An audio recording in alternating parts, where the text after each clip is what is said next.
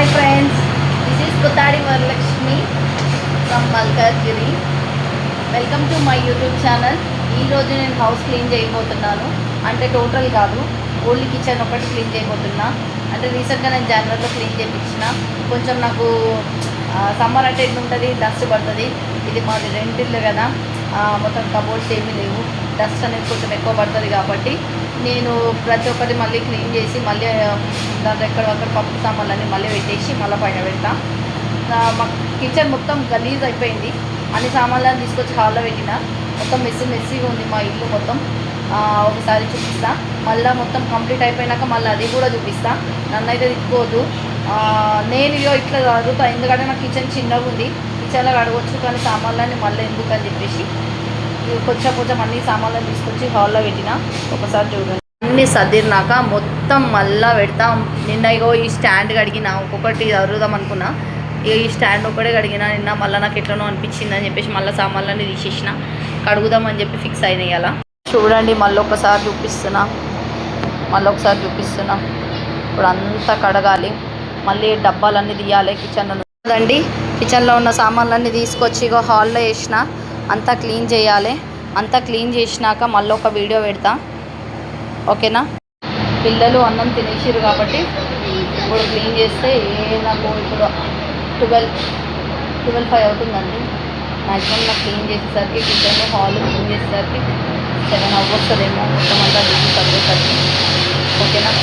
Voice ఏమైనా disturbance అయిపోయింది. మా పక్కన బోర్ వేస్తున్నారు. సౌండ్ అనేది కొంచెం ఇబ్బంది, క్లారిటీ వస్తుందో మీకు రావట్లేదు, నాకు తెలియట్లేదు, ఓకేనా అండి? పిల్లలు అన్నం తినేసారు కాబట్టి క్లీన్ చేస్తే, ఓకేనా? వాయిస్ ఏమైనా డిస్టర్బెన్స్ అయిపోయింది. మా పక్కన బోర్ వేస్తున్నారు. సౌండ్ అనేది కొంచెం నాకు ఈ పని మొత్తం అయిపోయినాక ఈవినింగ్ ఆ టైంలో నేను కిచెన్లో సామాన్లు ఎలా సదురుకున్నాను అని చెప్పేసి. మనంత పెద్ద కిచెన్ ఏం కాదండి, చిన్న కిచెన్, చిన్న హాల్, చిన్న బెడ్రూమ్స్ ఉన్న దాంట్లోనే ఉంటున్నాము మేము.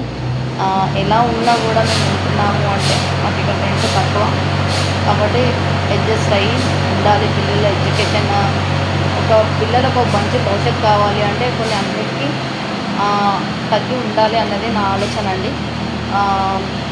ఒకటి ఏంటంటే, హై రేంజ్లోకి అయితే నేను పోలేను.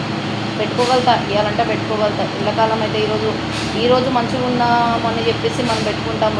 రేపటి రోజు మనము ఈరోజు పడుకుంటే రేపు పొద్దున లేస్తామో లేవనన్న రోజులు. మనం అన్ని పిల్లలకి హైఫైగా అయితే చూపించాలని నేను అనుకోవట్లేదు. మేమున్న దాంట్లోనే మాకు ఎంత ఉందో అంతలోనే పిల్లల్ని చూడాలని మేము అనుకుంటున్నాం. మంచి భవిష్యత్తు ఇవ్వాలి వాళ్ళకి, మంచి గ్రాడ్యుయేషన్ ఇవ్వాలి అని చెప్పేసి మేము ఇక చిన్న ఇంట్లోనే, అంటే ఇది చిన్న ఇల్లే కాదు, ఇది మీ ఎవరైనా మీకు కనిపించడానికి చిన్న ఇల్లు. మాకు ఇది పెద్ద ఇల్లు. మాకు ఇదే మేము పెద్ద డూప్లెక్స్ అనుకుంటాము, ఇదే అన్నీ అనుకుంటాము. ఎవరైనా ఏమైనా అనుకోండి, నాకైతే ఇది డూప్లెక్స్ లాంటి ఇల్లే చాలండి. నాకు ఈ ఒక్కటి ఇంకా తర్వాత ఇంకా మా ఫ్యూచర్ బాగుంటాయి, మా పిల్లల గ్రాడ్యుయేషన్ బాగుండి, మా పిల్లలు వెల్ సెటిల్ అయిపోయినాక అప్పుడు చూస్తాము ఇంకా మంచి ఇల్లు ఏమైనా కొనుక్కోవడానికి, ఓకేనా అండి? నేను ఇప్పుడు స్టార్ట్ చేస్తున్నా. హాల్లో బాసనలు ఉన్నాయి కదా, ఇవన్నీ క్లీన్ చేసినాక టెర్రస్ మీద పోయి ఇస్తా ఎట్లా ఆరబెట్టినా ఏంటని చెప్పేసి. మళ్ళీ తీసుకొచ్చినాక సామాన్లన్నీ సదిరేటప్పుడు పప్పు డబ్బాలన్నీ వేసేటప్పుడు అప్పుడు ఒక వీడియో పెడతా, ఓకేనా? థ్యాంక్ యూ అండి, బాయ్. ఇక్కడే